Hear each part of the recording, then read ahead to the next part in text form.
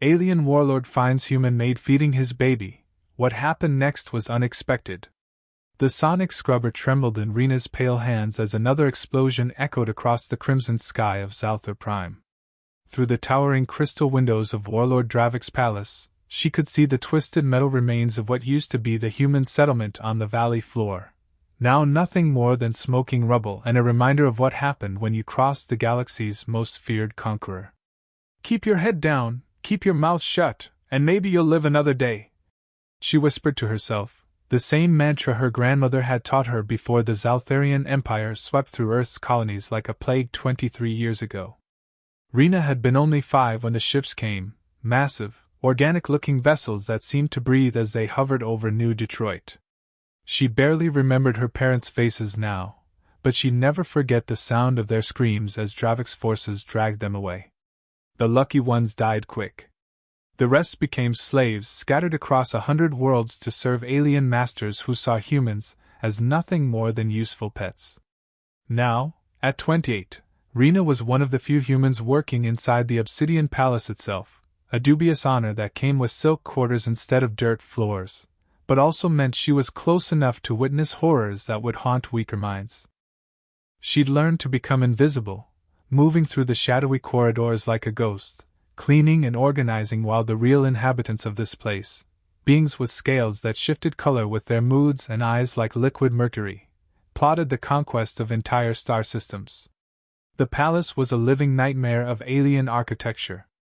Walls that pulsed like heartbeats, floors that felt warm and slightly yielding underfoot, and corridors that seemed to rearrange themselves when no one was looking. But worst of all were the screams that echoed from the dungeons below, where Dravik interrogated prisoners who had dared to resist his rule. She'd never seen the Warlord himself, not directly. But she'd heard the stories whispered in the servant quarters, how he stood 9 feet tall with midnight black scales and claws that could slice through battle armor like paper, how his voice could shatter glass and his presence made even his own generals tremble, how he'd personally executed the leaders of 17 rebellions with his bare hands, then displayed their heads on pikes as warnings to others. They called him the Shadow of Death, the Butcher of Worlds, the last thing you see. And somehow, impossibly, Rena cleaned the floors of his home every single day. Tonight felt different, though. The usual sounds of the palace, the low hum of alien technology, the distant chatter of guards, the occasional roar from Dravik's war beasts in the lower levels, all seemed muted. Even the normally bustling servants' corridors were empty, as if everyone else had suddenly vanished. Rena tried to shake off the uneasy feeling as she made her way toward the upper levels with her cleaning supplies. The sooner she finished her rounds, the sooner she could return to her small chamber and lose herself in the battered book of earth poetry she'd managed to hide from the guards. But as she approached the restricted wing, the area housing the royal chambers where even human servants were forbidden, a sound stopped her dead in her tracks. Crying. Not the wails of a prisoner or the shrieks of some alien creature. This was different. Softer. Desperate. The sound of a baby. Rena's heart hammered against her ribs as she set down her supplies and crept closer to the source. The crying was coming from behind a door marked with symbols that probably meant death to trespassers, in whatever alien language the Zaltharians used. But the sound. It reminded her of her baby cousin back on Earth, the one who used to calm down only when she sang him old lullabies. This is insane, she thought. You'll be killed. Worse than killed. But the crying continued, growing more frantic and heartbroken with each passing second. And despite every survival instinct screaming at her to walk away, despite knowing that discovery would mean torture, execution, or worse, Rena's hand was already on the door panel. The alien technology recognized her biosignature as a palace servant, and miraculously, the door slid open with a soft hiss. Inside was a nursery unlike anything she'd ever imagined. Bioluminescent plants cast a gentle blue-green glow over walls that seemed to be made of some kind of living coral. Floating mobiles drifted slowly through the air, displaying holographic star charts of distant galaxies. But in the center of it all, in a crib that looked like it had been carved from a single massive pearl, was the source of the crying. The baby was tiny, smaller than a human infant but clearly not human. Its skin had a subtle iridescent quality, shifting between pale gold and silver, and its eyes were larger than they should be, the color of deep amber. But it was still just a baby, alone and hungry and afraid. Without thinking, Rena scooped the infant into her arms. It immediately quieted, looking up at her with those impossible eyes as if recognizing something familiar. She'd worked in the palace long enough to know that this had to be important. No ordinary alien child would be kept in rooms this luxurious. But right now, none of that mattered. "Shh," she whispered, settling into a nearby chair that molded itself to her body. "It's okay, little one. I'm here." The baby made soft cooing sounds as she examined it more closely. Its diaper, or whatever alien equivalent it was wearing, was soaked, and it was clearly starving. How long had it been alone? Rena found what looked like feeding supplies on a nearby table and managed to figure out the alien technology enough to warm some kind of nutritious liquid. As the baby drank, she began humming an old earth song her grandmother used to sing to her, Amazing Grace, in a voice so soft it was barely audible. For the first time in years, Rena felt something other than fear or exhaustion. This felt right. Natural. Like she was meant to be here, in this moment, caring for this strange, beautiful creature. She was so absorbed in the baby's contentment that she didn't hear the footsteps approaching in the corridor outside. She didn't notice the sudden drop in temperature that always announced his presence.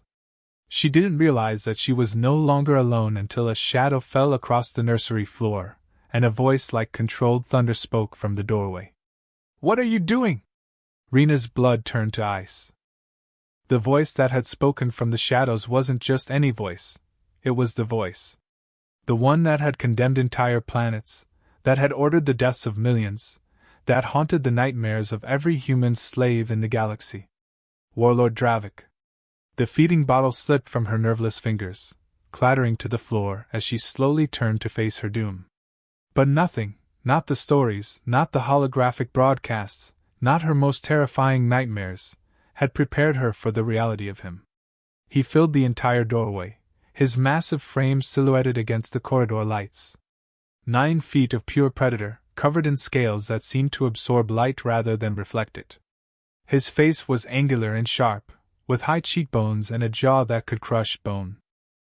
But it was his eyes that made her soul want to flee her body, silver like molten mercury, ancient and deadly, boring into her with an intensity that made her feel like he was reading every thought she'd ever had.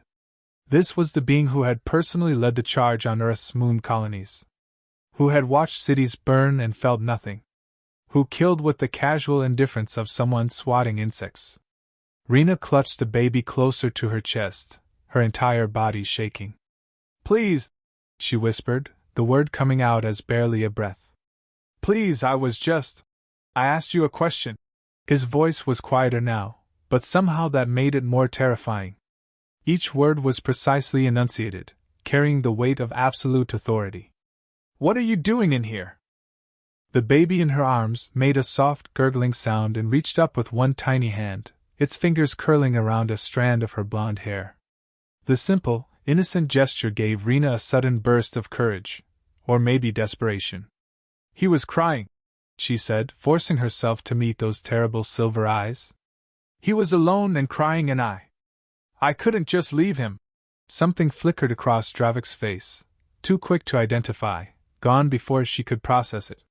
He took one step into the nursery, then another, his massive boots silent on the living floor. Rena had heard that he moved like death itself, swift and soundless despite his size. Now she knew it was true. "You entered restricted quarters," he said, each word falling like a hammer blow.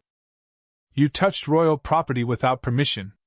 You interfered with matters that are not your concern." Royal property. The words hit her like a physical blow. This wasn't just any baby, this was Dravik's child. His heir. She was holding the future ruler of the Zaltharian Empire, and any second now, she was going to die for it. But the baby chose that moment to make another soft sound, a contented little sigh as he snuggled closer to her warmth. And something impossible happened. Dravik stopped walking. His silver eyes, which had been fixed on her with lethal intensity, suddenly shifted to the infant in her arms. And in that instant, the mask of the galaxy's most feared warlord cracked just enough for Rena to see what lay beneath. Pain. Raw, devastating grief that hit her like a punch to the gut. For several heartbeats, the only sound in the nursery was the soft humming of alien technology and the baby's gentle breathing. Dravik stood frozen, staring at his son as if seeing a ghost. His hands that had torn apart enemy soldiers, hung at his sides, trembling almost imperceptibly. He looks, Dravik's voice caught, and he seemed to swallow whatever he'd been about to say. When he spoke again, his tone was carefully controlled. How long has he been crying? The question was so unexpected that Rena almost didn't answer. I don't know. Maybe an hour? When I found him, he seemed hungry and lonely. Lonely, Dravik repeated the word as if it were foreign to him. His gaze never left the baby's face. And you? Fed him? Yes, sir. I found the feeding supplies and I thought. You thought. His attention snapped back to her, and for a moment she saw the predator return. But then the baby made another soft sound, and something in Dravik's expression softened again. You defied palace law. Entered forbidden areas. Handled the heir to the Empire without authorization. Rena closed her eyes, waiting for the killing blow. But instead she heard footsteps moving away from her. Leave. Her eyes flew open. Dravik had his back to her now, staring out one of the crystal windows at the burning settlement below. His massive shoulders were rigid with tension. Sir? Leave. Now. Before I change my mind. Rena carefully placed the baby back in his pearl-carved crib, her hands shaking as she tucked the blanket around his tiny form. The infant looked up at her with those amber eyes, and she had to bite her lip to keep from making a sound. As she reached the door, she dared one last glance back. Dravik hadn't moved, but she could see his reflection in the crystal window. The expression on his face was one of such profound anguish that it stole her breath. This wasn't the monster from the stories. This was a father who couldn't bring himself to hold his own child. Rena fled down the corridor, her mind reeling. By the time she reached the servants' quarters, whispered rumors were already spreading through the palace's hidden networks. The Warlord's maid died birthing the heir. An elderly Zeltharian cook was telling a group of kitchen staff. They say he's never even touched the child. Can't bear to look at him without seeing her. 9 months, added another voice. 9 months that baby's been alone except for the automated care systems. Some say grief has made the Warlord weak. Others say it's made him more dangerous than ever. Rena sank onto her narrow cot, her mind spinning. The most feared being in the galaxy was paralyzed by loss. And somehow, impossibly, she was still alive.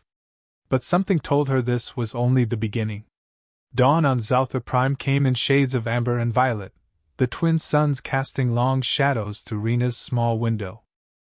She'd barely slept, her mind replaying every terrifying second of her encounter with Dravik. Every creak of the palace walls, every distant footstep had her convinced that guards were coming to drag her to the execution chambers. But instead of soldiers, it was a single servant who appeared at her door, a tall, elegant Zaltharian female with scales that shifted from deep purple to silver as she moved. The Warlord commands your presence in the throne chamber, the alien said, her voice carrying the musical quality typical of her species. Immediately, Rena's legs nearly gave out. The throne chamber. Where Dravik held court, where he passed judgment on prisoners, where he'd reportedly crushed the skull of a rebel leader with his bare hands just 3 months ago. Yes, of course. She managed, pulling on her cleanest servant's uniform with shaking hands. The walk through the palace felt like a march to her execution. Other servants and minor nobles pressed themselves against the walls as they passed, their eyes following Rena with mixtures of curiosity and pity. Word traveled fast in the palace. Everyone knew a human had been summoned to face the Warlord's judgment. The throne chamber was a cathedral of nightmares. The ceiling soared hundreds of feet above, supported by pillars that looked like fossilized alien trees. Bioluminescent veins pulsed through the walls, casting everything in an eerie blue-green glow.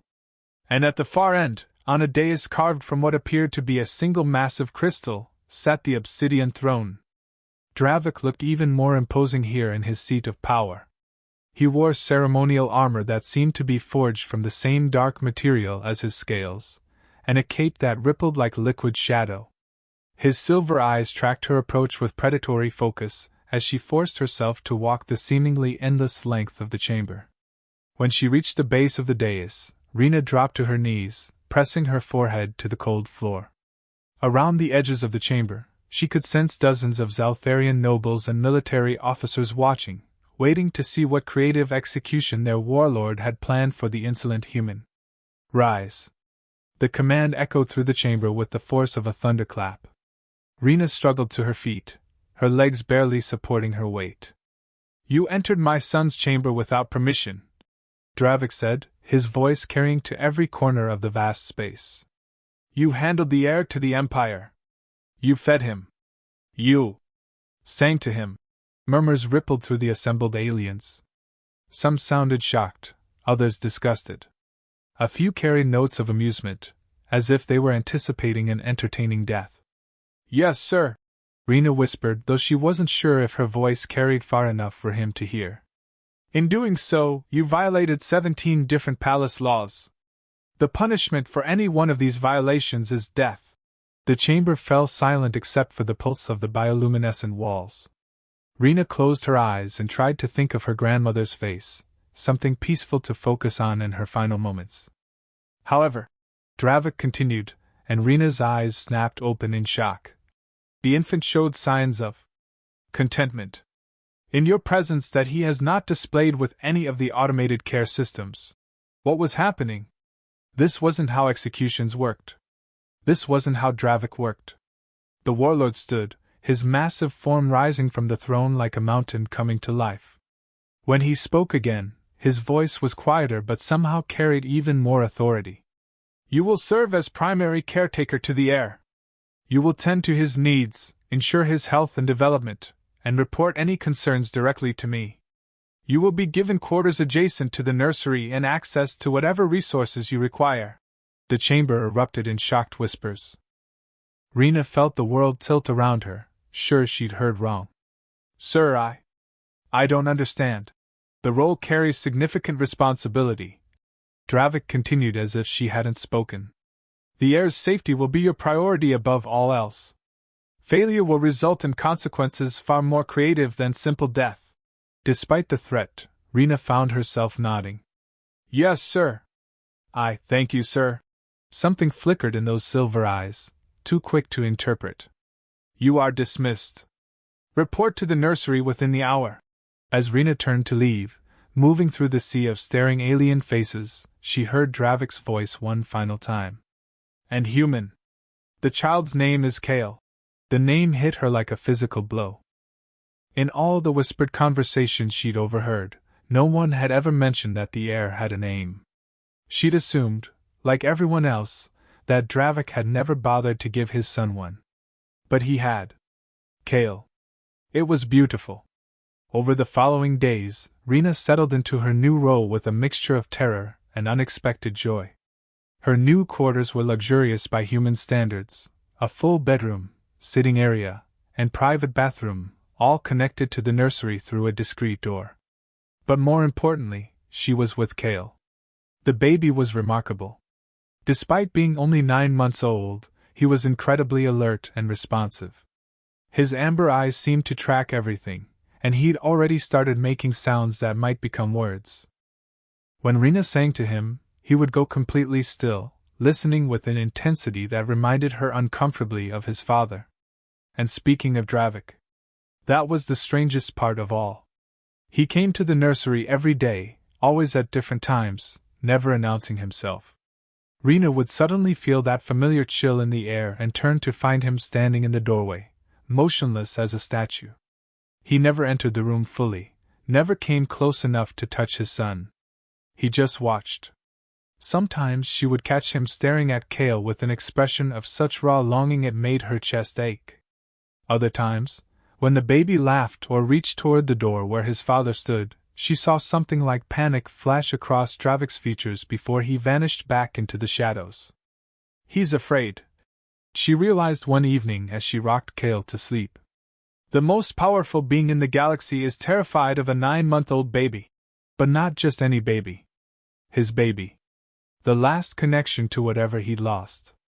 As Kale drifted off in her arms, Rena found herself wondering about the woman who had died bringing this perfect child into the world. What had she been like? Had Dravik loved her? The very idea seemed impossible, but the evidence was there in his haunted eyes every time he looked at his son. "Your daddy's watching again," she whispered to the sleeping infant. And sure enough, when she glanced toward the door, she caught a glimpse of silver eyes before they disappeared into the darkness. 3 weeks into her new role, Rena hardly recognized the baby she was caring for. The listless, crying infant she'd found that first night had transformed into a vibrant, curious child who seemed to discover something new about the world every day. Kale would laugh when she made funny faces, babble in what sounded almost like conversation, and had developed an adorable habit of trying to grab everything within reach, including her hair, her nose, and occasionally her earrings. The change was remarkable, but what surprised Rena even more was the change in his father. Dravik still appeared in the nursery doorway like a shadow, but his visits were becoming longer. Instead of just watching for a few moments before disappearing, he now lingered for what felt like hours. And yesterday, for the first time, he'd actually stepped inside the room. Not far, just across the threshold, but it was progress. This evening, as Rena fed Kale his dinner, a specially formulated mixture that supposedly contained all the nutrients a growing Zoutharian needed, she sensed that familiar chill and looked up to find Dravik standing just inside the nursery entrance. He was still in his battle armor, black scales gleaming in the soft bioluminescent light, but something about his posture seemed less rigid than usual. "Good evening, sir," she said softly, not wanting to startle him away. Dravik nodded slightly, the most acknowledgement she'd ever received. "How is he today?" The question caught her off guard. In 3 weeks, he'd never asked about Kale directly. "He's wonderful," she replied, unable to hide the affection in her voice. "He's starting to sit up on his own, and I think he's trying to say words. This morning it sounded like he said Rena, though it might have been wishful thinking." Something flickered in those silver eyes. "And his health? He appears smaller than the development charts indicate he should be." Rena blinked in surprise. Dravik knew about development charts? "He was underweight when I first started caring for him, but he's gaining steadily now. The palace medical staff says he's perfectly healthy, just needed proper attention." "Proper attention," Dravik repeated the words quietly, and Rena caught a note of what sounded almost like guilt in his voice. Kale chose that moment to finish his bottle and turned in Rena's arms, amber eyes focusing on the massive figure across the room.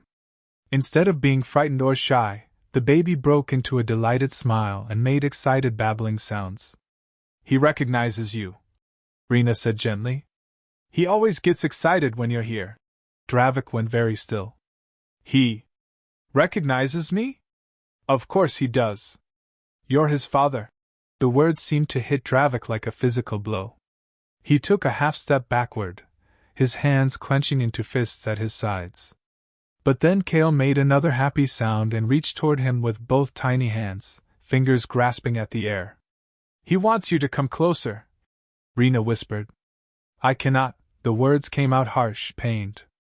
"I cannot touch him. I cannot. If something happened to him because of me, nothing will happen to him," Rena said firmly, surprising herself with her boldness. "Look at him, Dravik. Really look at him. He's not fragile. He's not going to break." The use of his name without a title was audacious enough to earn her a death sentence, but Dravik didn't seem to notice. His attention was entirely focused on Kale, who was now making frustrated sounds and reaching more insistently toward his father. "What Lyralia was carrying him," Dravik said suddenly, his voice barely above a whisper. "She used to say he would have my eyes but her gentle heart. She said he would be strong enough to rule but kind enough to heal the damage I had done to the galaxy. Lyralia." This was the first time Rena had heard the name of Dravik's mate. The pain in his voice when he spoke it made her chest tight. She sounds like she was wise, Rena said carefully. She was everything I was not. Everything I could never be. Dravik's silver eyes met hers across the room. She died because of me. Because I am what I am. Because my enemies would use anything, anyone, to hurt me. Kale began to fuss, still reaching for his father, frustrated that the massive figure wouldn't come closer. Without thinking, Rena stood and walked toward Dravik, the baby in her arms. Dravik immediately took several steps backward, panic flashing across his features. No. Do not bring him near me. I am too dangerous. You're not dangerous to him. Rena interrupted, continuing to approach. You're his father. You're the person he most wants to connect with. I could hurt him without meaning to. My hands are meant for killing. Your hands can learn to be gentle. Rena stopped just out of arm's reach, close enough that Kale was practically vibrating with excitement. Lyrayli, I trusted you with him once. Trust yourself now. For a moment, she thought Dravik might flee. The internal struggle was written clearly across his face. Love warring with fear, longing battling with self-hatred. But then Kale made a particularly insistent babbling sound, and something in Dravik seemed to crack. Slowly, carefully, Rena extended her arms, offering Kale to his father. Let me show you, she whispered. Dravik's hands trembled as he reached out, stopping just short of touching his son. I do not know how. Neither did I at first. Here. Rena guided his large hands to the proper position, supporting Kale's head and back. Just like this. Feel how strong he is. The moment Kale settled into his father's arms, everything changed. The baby immediately relaxed, making contented sounds and curling one tiny hand around Dravik's finger. And Dravik. The transformation was breathtaking. The tension seemed to drain from his massive frame as he looked down at his son with an expression of pure wonder. He is. Dravik's voice broke. He is perfect. Yes, he is, Rena whispered, stepping back to give them space. For the next hour, father and son simply existed together. Dravik held Kale with infinite care, occasionally murmuring words in the Zaltharian language that sounded like prayers. When Kale eventually fell asleep in his arms, Dravik continued to hold him, as if afraid that letting go would break the spell. But beyond the nursery walls, change was already in motion. In the shadows of the palace, servants whispered about their warlord's newfound softness. Across the galaxy, rival commanders took note of intelligence reports suggesting that the shadow of death had become distracted, vulnerable. And in the deepest reaches of space, Warlord Varkesh received word that his greatest enemy might finally be showing weakness worth exploiting. The healing had begun, but so had the danger. The first sign of trouble came during Kale's morning feeding, 6 weeks after that breakthrough moment, when Dravik had first held his son. Rena was spooning pureed nutrients into the baby's eager mouth when Commander Zethrix burst through the nursery doors without announcement, a breach of protocol that would normally result in severe punishment. My lord, the reptilian officer gasped, his scales flashing from green to alarmed yellow. Urgent intelligence from the Outer Rim. Dravik, who had taken to spending his mornings watching Kale eat while handling administrative tasks on a portable hologram display, immediately straightened. The tender father vanished, replaced by the galaxy's most feared military strategist. Report. Warlord Varkesh has united the Crimson Fleet, the Void Hunters, and at least 7 minor warlord factions under a single banner. They're calling themselves the Liberation Alliance. Zethrix's voice carried barely controlled panic. Intelligence estimates their combined forces at over 3 million soldiers and 1,500 warships. Rena felt her blood turn cold. Even she knew that name, Varkesh the Red, Dravik's most powerful rival. The stories said he'd once been Dravik's friend, before ambition and jealousy turned them into enemies. Deployment patterns? Dravik's voice remained steady, but Rena caught the subtle shift in his posture that meant he was already calculating battle strategies. They're massing in the Kepler Nebula, using the electromagnetic interference to mask their numbers. But my lord, Zethrix hesitated. The timing of this alliance isn't coincidental. They're saying you've grown weak. That your attachment to. His eyes flicked nervously toward Rena and Kale. That certain distractions have compromised your judgment. The temperature in the nursery seemed to drop 10 degrees. Dravik's silver eyes narrowed to deadly slits, and Rena instinctively pulled Kale closer to her chest. Leave us, Dravik commanded, his voice like controlled thunder. After Zethrix departed, the nursery fell silent except for Kale's contented babbling. Dravik stood motionless for several minutes, his hands clenched behind his back, staring out at the alien landscape beyond the crystal windows. Sir? Rena ventured quietly. They believe I have become soft, he said without turning around. They think love has made me vulnerable. Have you? The question slipped out before she could stop it, and Rena immediately wished she could take it back. But instead of anger, Dravik turned to her with something that might have been amusement. Yes, he said simply. And no. Before she could ask what he meant, footsteps echoed in the corridor outside. But these weren't the heavy boots of soldiers, these were the lighter steps of palace nobles. And they were speaking in voices just loud enough to be overheard. Absolutely disgraceful, a female voice was saying. A human pet playing nursemaid to the heir of the empire. They say she sleeps in quarters adjacent to the royal nursery. Another voice added, male this time, dripping with disdain. Can you imagine? A descendant of those pathetic Earth colonists handling our future ruler. The Warlord has clearly lost his mind. The female continued. First he stops expanding the empire, now he's elevating a slave to a position of trust. Mark my words, this human will be his undoing. Rena's face burned with shame and anger. She'd known the palace nobles looked down on her, but hearing their contempt voiced so openly felt like a physical blow. Kale, sensing her distress, made worried cooing sounds and reached up to pat her cheek with his tiny hand. When she looked up, she found Dravik watching her with an expression she'd never seen before.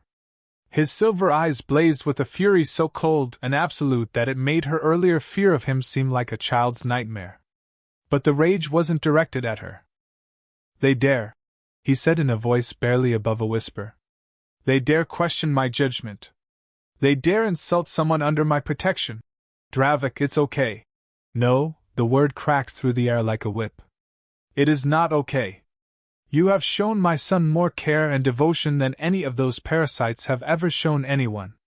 You have given him what I could not, love without reservation, attention without fear. And they mock you for it. Something dangerous was building in the room, a sense of barely contained violence that made the air itself seem to vibrate. Kale began to fuss, picking up on the tension. Dravik noticed immediately, and with visible effort he forced himself to calm down. When he spoke again, his voice was steady but carried an undertone that promised retribution. Pack your belongings, he said. Both of you. I'm sending you to the mountain fortress on Valdris 7. It's isolated, defensible, and far from any potential battlefields. You're sending us away? Rena couldn't hide the hurt in her voice. I am protecting what matters most to me. The admission seemed to surprise him as much as it did her. Varkesh will come for me, and when he does, I will not have you and Kale used as weapons against me.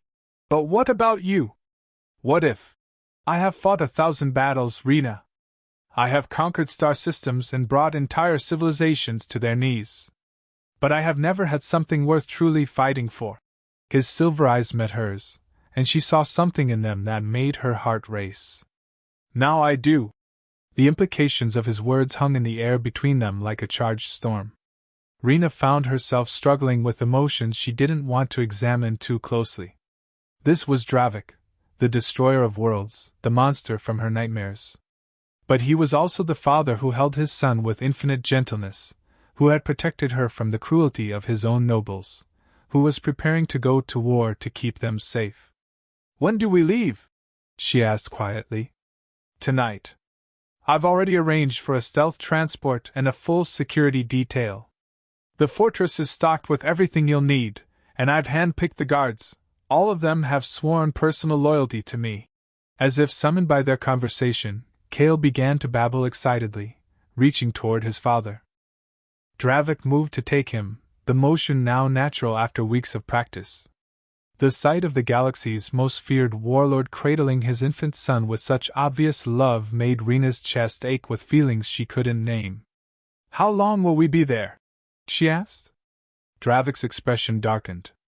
"Until Varkesh and his alliance are nothing but space dust and bad memories." But as he spoke those words, either of them could know that their enemies were already closer than they imagined, and that the mountain fortress Dravik thought was impregnable had already been compromised by forces that had been planning this moment for months. The war was coming, and betrayal was already in motion. The journey to Vulgar 7 took 18 hours through hyperspace, with Kale sleeping peacefully in Rena's arms for most of the trip. The stealth transport was smaller than the massive vessels she'd seen in Dravik's fleet, but it moved with deadly grace through the star-scattered void. Captain Thane, the grizzled Zaltharian officer commanding their escort, assured her repeatedly that the mountain fortress was impregnable. "Built into the living rock itself," he explained as they approached the planet's stark, beautiful surface. "Natural defensive barriers on all sides, sensor-dampening minerals in the mountain that make it nearly invisible to enemy scans. The Warlord chose well. Vulgar 7 was a world of crystalline peaks and violet skies, its thin atmosphere breathable but cold enough to bite. The fortress appeared as they crested a ridge, a structure that seemed to grow from the mountain itself, its bioarchitectural curves following the natural stone formation so perfectly it was almost invisible until you were right on top of it. "It's beautiful," Rena whispered, adjusting Kale's thermal blanket as their transport settled onto the landing platform. Captain Thane smiled, his scales shifting to a pleased blue-green. "The Warlord's mate designed it herself. She said a place meant to protect their future should be a place of beauty, not just strength." The mention of Lyralii sent a pang through Rena's chest. Even in death, Dravik's mate continued to protect her family. But as they disembarked, something felt wrong. The fortress was too quiet. The landing platform should have been bustling with the security detail Dravik had promised, but instead there were only a few guards visible, and they seemed nervous, their scales flickering with colors that suggested anxiety or excitement. "Captain Thane," one of the guards approached, his voice carrying a strange undertone. "We weren't expecting you so early." "Change of plans?" Thane replied curtly. "Where's Commander Vex?" "The Warlord specifically ordered him to meet us personally. Commander Vex is indisposed. Please follow me. We have quarters prepared." Rena's instincts, honed by years of survival in an alien palace, began screaming warnings. The guard's body language was all wrong, too eager, too familiar. And why was the fortress so empty? As they were led through corridors that should have been patrolled, Rena caught glimpses of things that made her blood run cold. Scorch marks on walls. The metallic smell of spilled Zaltharian blood. And in one doorway, barely visible in the shadows, the boots of what looked like a fallen guard. When they reached what was supposed to be her quarters, Rena made her decision. "I need to feed Kale," she announced, stepping backward toward a side corridor she'd noticed. "The travel upset his schedule." "Of course," the guard said, but his smile revealed too many teeth. "Right this way to the nursery." Rena was already running.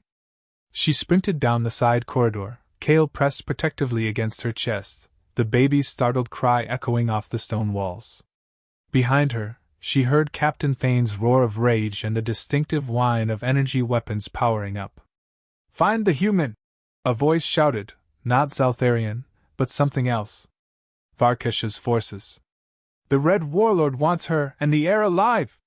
Rena's heart hammered as she navigated the twisting passages, following half-remembered directions Dravik had given her during the journey. "If something goes wrong," he'd said, "there are maintenance tunnels in the lower levels." Lyralii insisted on multiple escape routes. A blast of energy sizzled past her head, leaving a smoking crater in the wall. Rena ducked and weaved, her servant's training in staying invisible finally proving useful for something other than avoiding notice. She could hear pursuit behind her, heavy footsteps, barked orders, the sound of doors being kicked in as they searched for her. The access panel to the maintenance level was hidden behind a holographic projection of solid rock. Rena's hands shook as she pressed her palm to the bioscanner, praying that Dravik had remembered to include her authorization in the system. The wall shimmered and vanished, revealing a narrow tunnel that descended into darkness. Rena plunged into it just as another energy blast scorched the air where she'd been standing. The tunnel was cramped and ancient, carved from the living stone with primitive tools. But it was also completely dark, and Kale was beginning to cry in earnest, his wails echoing through the confined space. Rena fumbled for the emergency light on her utility belt, one of the few items she'd managed to grab during their hasty departure, and nearly sobbed with relief when it flickered to life. "Sure, baby," she whispered, rocking Kale as she hurried through the tunnel. "We have to be quiet. We have to be brave." The tunnel branched and twisted, following the mountain's natural fissures. Several times Rena had to squeeze through gaps barely wide enough for her body, protecting Kale with her arms while rough stones scraped her back and shoulders. But the sounds of pursuit grew fainter, suggesting she'd lost them in the maze of passages. It was then that the emergency communicator in her pocket crackled to life, Dravik's voice, distorted by static but unmistakably furious. "All units, we are under attack. Repeat, the fleet is compromised. They knew our formation, our arrival time, everything."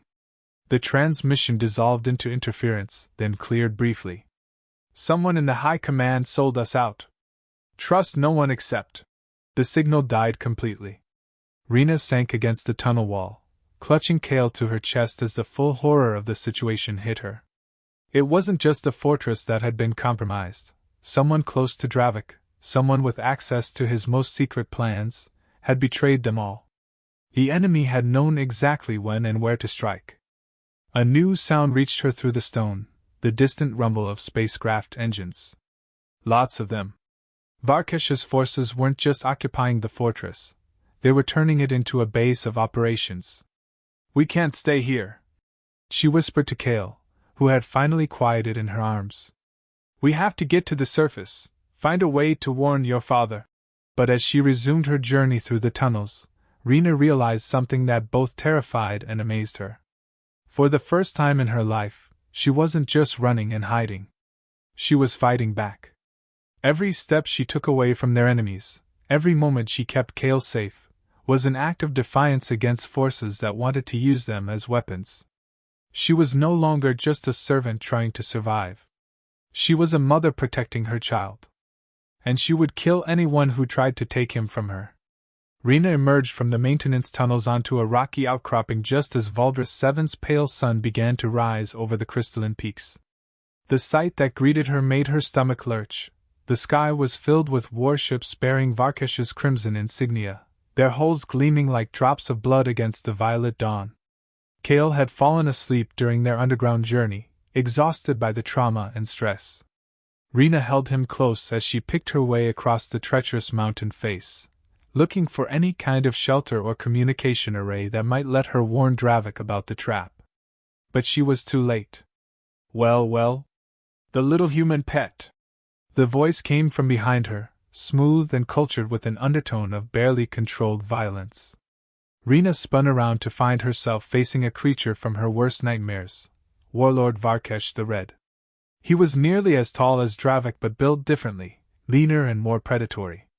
His scales were deep crimson with veins of gold, and his eyes burned like molten copper. Where Dravik radiated controlled power, Varkesh oozed sadistic hunger. This was a being who enjoyed causing pain.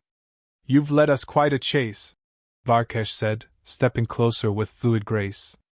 "But running only delays the inevitable. Give me the child, and I might let you die quickly." Rena backed toward the cliff edge, clutching Kale protectively. "Stay away from us." Varkesh laughed, a sound like breaking glass. "Such fire! I can see why Dravik became distracted. Tell me, little human, do you actually believe you matter to him? Or are you simply a convenient nursemaid he can discard when he tires of playing father?" "You're wrong," Rena said, though doubt gnawed at her heart. He what? Loves you?" Varkesh's copper eyes gleamed with malicious amusement. "Dravik doesn't love, child. He conquers. He possesses. And when he's done with you, He'll throw you away like everything else he's ever touched. The words hit harder than they should have. But as Kale stirred in her arms, making soft sounds of distress, Rena felt something steal inside her chest. Even if that's true, she said quietly, it doesn't matter. I love him. And I'll die before I let you hurt him. Varkesh's expression shifted to something like genuine surprise. How touchingly pathetic. Very well. A roar of engines split the air as a massive black ship descended through the clouds like an angel of death. Dravik's personal flagship, scarred from recent battle but still magnificent in its terrible beauty. It settled onto a nearby platform in a controlled crash, smoke pouring from damaged systems. The boarding ramp slammed down and Dravik emerged, his armor cracked and stained with alien blood, his silver eyes blazing with homicidal fury. When his gaze found Rena and Kale, relief flickered across his features for just an instant before hardening into absolute determination. Varkesh! His voice echoed across the mountain like thunder. Face me! Dravik, my old friend! Varkesh called back, his own weapon materializing in his clawed hands. Right on schedule. Though I'm afraid your fleet didn't fare so well. Amazing what a few well-placed intelligence leaks can accomplish. The two warlords began to circle each other on the rocky platform, predators sizing up their prey. The morning sun painted their scales in shades of shadow and fire as they moved with lethal grace. Who was it? Dravik demanded. Who betrayed me? Does it matter? Your own people sold you out because they saw you growing weak. Soft. All for a human slave and a child you were too frightened to even hold. They struck simultaneously, their weapons clashing with a sound like breaking worlds. The force of the impact sent shockwaves through the stone platform, and Rena pressed herself against the cliff face as the two most powerful beings in the galaxy tried to tear each other apart. The battle was brutal and beautiful, a dance of death performed by masters of violence. But as it raged, Rena noticed something that chilled her blood. More of Varkesh's soldiers were appearing on the surrounding peaks, surrounding the platform. This wasn't just a duel. It was an execution disguised as single combat. The realization came too late. While Dravik was focused on his rival, one of Varkesh's lieutenants fired a neural disruptor that sent the warlord crashing to his knees, his nervous system temporarily paralyzed. Predictable as always, Varkesh sneered, raising his weapon for the killing blow. You always were too honorable for your own good. But instead of finishing Dravik, Varkesh suddenly turned toward Rena and Kale, his copper eyes gleaming with sadistic pleasure. Let's make this interesting, shall we? Kill the child first, make him watch. Dravik moved faster than physics should have allowed, his paralysis overcome by pure paternal rage. He threw himself between Varkesh's blade and his family, the energy weapon punching completely through his chest in an explosion of dark blood. No! Rena screamed. As Dravik collapsed, Varkesh laughed triumphantly, until he noticed that Dravik's hand had closed around a fallen plasma rifle during his sacrifice. With his last strength, the warlord hurled the weapon toward Rena. She caught it instinctively, her hands remembering training she never received, muscle memory that belonged to someone else. The weapon felt familiar in her grip as she raised it toward Varkesh, who was suddenly looking much less confident. Impossible, he breathed. You're just a human. I'm a mother. Rena snarled, and pulled the trigger. The blast took Varkesh center mass, his expression of shock frozen on his face as he crumpled to the stone. Around the platform, his soldiers stood in stunned silence, staring at the human who had just killed their warlord. Rena dropped the weapon and rushed to Dravik's side, Kale crying in her arms. The warlord was dying, his silver blood pooling on the ancient stone, but his eyes were clear and focused on his son. Let me hold him, he whispered. Please! One last time. With infinite care, Rena placed Kale in his father's arms.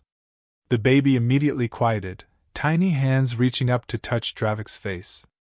I love you, Dravik whispered, his voice growing weaker. Both of you. My son. My heart. My redemption. As the sun rose fully over Volta 7, the galaxy's most feared warlord died holding his child, surrounded by the love he'd finally learned to accept. The silence that followed Dravik's death lasted only heartbeats before the mountain erupted into chaos. Varkesh's soldiers, leaderless and confused, began to scatter like startled scavengers. But then something extraordinary happened. Captain Thane emerged from the fortress, bloodied but alive, leading a group of Dravik's loyalists who had been fighting their way through the compromised stronghold. When they saw their fallen warlord, their grief transformed into something volcanic and unstoppable. "He died protecting his family!" Thane roared, his voice carrying across the peaks. "He died for love! For honor! For everything we forgot we were supposed to fight for!" The cry was taken up by other voices, then dozens, then hundreds as words spread through communication channels to the scattered remains of Dravik's fleet. Across the star system, ships that had been retreating or hiding suddenly changed course, converging on Valdris 7 with renewed purpose. But in the eye of this storm, Rena knelt beside Dravik's still form, holding Kale close as tears streamed down her face. The baby seemed to understand that something profound had changed. He wasn't crying, just staring at his father with those impossible amber eyes, as if memorizing every detail. "My lord," Captain Thane approached carefully, his scales shifting to the deep purple of mourning. "What are your orders?" Rena looked up in confusion. "I'm sorry." "The Warlord's final transmission before he died," Thane explained, gesturing to a recording device on his wrist. "He named you Protector of the Air and Regent of the Empire until Prince Kale comes of age. His exact words were, 'She has shown more wisdom and courage than any general I have known. The Empire will be safe in her hands.'" The weight of those words hit Rena like a physical blow. Her? A former slave, a servant who'd spent her life trying to be invisible? Ruling a galactic empire? "I can't," she whispered. "I don't know how. None of us knew how," Thane said gently. "But we learned. And you? You've already changed everything just by caring for one child. Look around you." Rena raised her eyes and gasped. The platform was filling with soldiers, not just Dravik's forces, but some of Varkesh's former troops as well, their weapons lowered, their postures respectful rather than hostile. They were staring at her with something she'd never seen before: hope. "The human who killed Varkesh," one of them murmured. "The one who loved the Warlord's son when he couldn't love himself. She made the shadow of death remember his heart," another added. Over the following hours, as the battle for Valdris 7 raged and resolved in their favor, Rena found herself issuing orders with an authority she didn't know she possessed. She coordinated medical aid for the wounded, arranged honorable burial for the dead, and somehow, impossibly, began the process of unifying the various factions under a single banner once again. But not through fear this time. Through something entirely different. 5 years later. "Mama Rena, tell me about Papa again." Rena smiled as she looked down at Kale, now a precocious 5-year-old who could run through the palace corridors with alarming speed and had already begun showing signs of his father's strategic mind. They were in the gardens of the rebuilt palace on Zalthar Prime, gardens that now included flowers from a dozen worlds, planted by beings who had once been enemies. "Which story do you want to hear?" she asked, settling onto the bench beside him. "The one where he learned to hold me," Kale said, snuggling against her side. "And how he saved us." Rena began the familiar tale, watching her son's face light up with wonder at the story of his father's transformation. Around them, the palace bustled with activity, but it was different now. Humans worked alongside Zaltharians as equals. Former enemies collaborated on reconstruction projects. Children of various species played together in courtyards that had once echoed with the screams of prisoners. The change hadn't been easy. There had been uprisings, political challenges, assassination attempts, and moments when Rena had doubted everything about her ability to lead. But each time, she'd remembered Dravik's final words and found strength she didn't know she possessed. The Empire was smaller now, several systems had chosen independence, and Rena had let them go without bloodshed. But what remained was stronger, united not by fear but by shared purpose. They called it the New Covenant, and its founding principle was radical in its simplicity: that compassion was not weakness, but the foundation of true strength. Tales of the transformation had spread far beyond their borders. The legend of the human maid who had tamed the galaxy's most feared warlord with nothing but kindness. The story of a father who learned to love just in time to sacrifice everything for his family. The empire that chose healing over conquest, protection over expansion. Mama Rena? Kale's voice pulled her from her thoughts. Do you think Papa would be proud of us? Rena looked out over the gardens, past the palace walls to the city beyond where humans and aliens worked side by side, where children learned about hope instead of fear, where former slaves had become leaders and former enemies had become friends. She thought of the terrified young woman who had cleaned floors and dreamed of invisibility. That woman was gone, replaced by someone who had learned that love was not just an emotion but an action, not just a feeling but a choice made again and again, even in the face of impossible odds. Yes, sweetheart, she whispered, pressing a kiss to Kale's dark hair. I think you would be very proud indeed. As the twin suns set over Zouther Prime, painting the sky in shades of gold and crimson, Rena held her son close and watched over an empire that had learned, finally, that the greatest victories were won not with weapons, but with open hearts. The maid who had once cowered in shadows had become the light that guided a galaxy toward a better future. And in that transformation, Dravik's greatest conquest was complete, not of worlds or enemies, but of the fear that had once ruled them all. Love had won.